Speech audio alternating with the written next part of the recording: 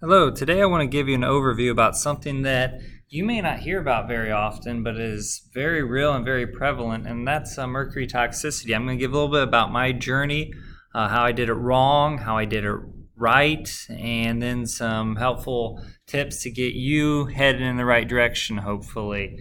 So here is my journey a little bit.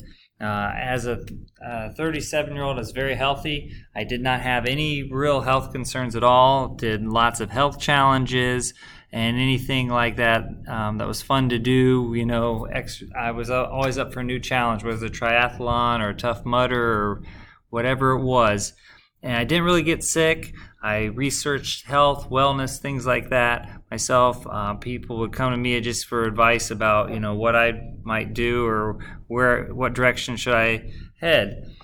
Well, then one day, and I'm not going to give all the details here, but one day actually I went to the chiropractor, and strange enough, he hit a nerve on the table or something. My hands became tingly for like 15 seconds, really bad.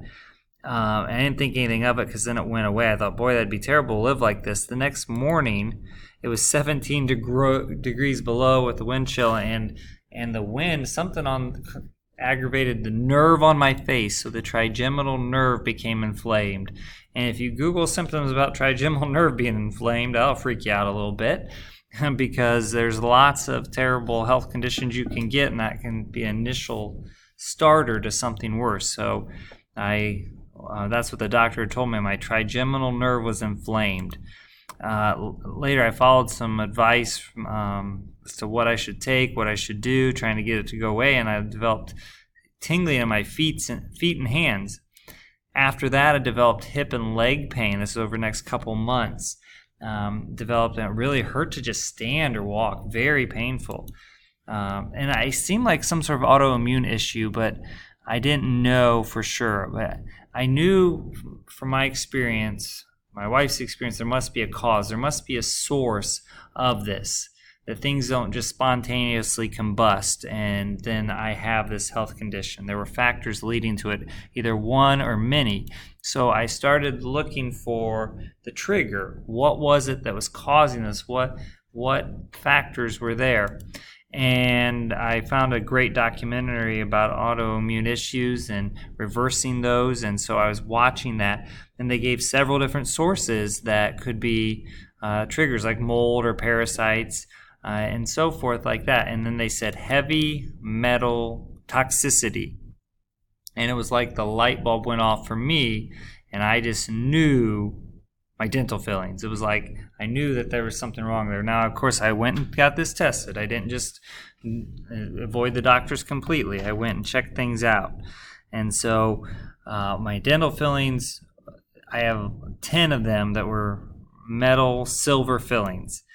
Now, just some information. Notice I try to cite all my sources, that I'm not just giving you my opinion, but where you can go and see these. Here are some symptoms of mercury toxicity that you can see. And there is just a ton of different symptoms there. I know for me it was really hard on the nervous system, just kind of even just that irritability type thing. It just always feels like there's something on, literally they say getting on my last nerve, and you kind of feel that way sometimes. Okay, sources. So the amalgams, those are the metal fillings that you see, the silver fillings in your mouth. Pretty much if you see metal, then that's probably an amalgam. It could be something else, but that's primarily the silver fillings we call them. Fish, vaccines, thermometers, skin lighteners, anti-aging products. These are examples of how people get mercury according to the EPA. And so I took what's called a challenge test, and you can see it's not hard for this bar to jump off the chart. It said less than 3, really anything in your system's not safe, but less than 3 is unsafe. And so I was at 53. I did some chelation, taking some pills to remove mercury, and then I got it down to a 20, it says right here, but it's still pretty much off the chart. Now, I have to tell you, though, I was heading in the wrong direction. I was not doing things the right way, and that can lead to some problems. This chelation, again, pulling the mercury out is what I mean when I say chelation. That's just the act of like the pill that's going to bind the mercury and pull it out of your system. And so I took a challenge test. The challenge test is taking a pill, or 4 pills actually, and then, like in this case, you pee in a cup and send it away, and they test how much metal is in your body. And so I took this, it's called DMPS, you can look that up, and that was what I took for it. And also they had me on alpha lipoic acid. Now these were the wrong things to do really, because all of these things were moving mercury around, and I still had a source, my fillings in my mouth. And so that was really the wrong direction that I wanted to be heading. I had brain fog, dizziness, and I just couldn't figure out what it was. I'd always been very sharp, and I was having lots of brain fog that I wasn't used to. Now, heading in the right direction, I was introduced to some information about Andy Cutler, and he has a book he wrote in 1999 called Amalgam Illness. So that you can see I got a worn copy of it that I was looking and finding information about it. He was a man who was chemistry. He was a chemistry physicist. He was a very, very brilliant man who got sick from his mercury amalgam fillings, and so he then made it his passion to research and to find how to get rid of it safely and all these things. Now, I want to say a little bit about amalgams here. One, they're approximately 50% mercury by weight, according to the FDA. Now, I know my dentist that I was going to, he specifically said that, the amount they use today is so much smaller than they did before. No, it's still about 50% mercury. It always has been. And so that's not true at all. And it's unfortunate that he was uninformed about the very product that he was putting in my mouth, because it certainly 50% is not just a little bit of mercury. And so the ADA, they will tell you that they will promptly inform the public if the scientific community and the government regulatory bodies determine that any cavity filling material was unsafe for patients. Isn't the government's going to jump right in and help with no other reason whatsoever? They'll just jump right in. Well, interesting enough, there is a couple studies I came across about. One, this says, however, the safety of mercury dental amalgam is questionable based on recent, that's a big word, findings, we'll say. Okay. But the one that interests me the most that I came across was actually this right here. Changes in health complaints after removal of amalgam fillings. Basically, they had followed people for 3 years, and there's people that did not get them removed, and they basically, as I gathered, took surveys about their complaints, their health complaints, and the people who still had their fillings basically were the same. But there were significant reductions in the complaints that people had, not only just their oral health, but their general health complaints 3 years after the removal of them. So it tells me if I have health issues and I remove them, then generally people were actually feeling better. Light bulb goes off. Maybe I should get them removed. Now, interesting enough, of people debating whether it's safe and not, I had to pay a $64 hazmat fee every time they took out a filling in my mouth. They say, well, it's locked in there, and that's where Andy Cutler said, well, no, science says if you drink a hot beverage or you brush your teeth, he would say that it's releasing vapor into the air for that. I let you research that more yourself. Okay. Now, so what do I do? Now, here I'll tell you what I want to let you. I am not a doctor, not even trying to impersonate one. I'm just giving you information that you can then you can talk to your medical professional, and I'm just sharing my journey with you, and a little bit about what Andy Cutler's process is that he developed. One, he's to get a hair test for hidden toxicities. That was the safe way to do it. He's got work on that you can read as well.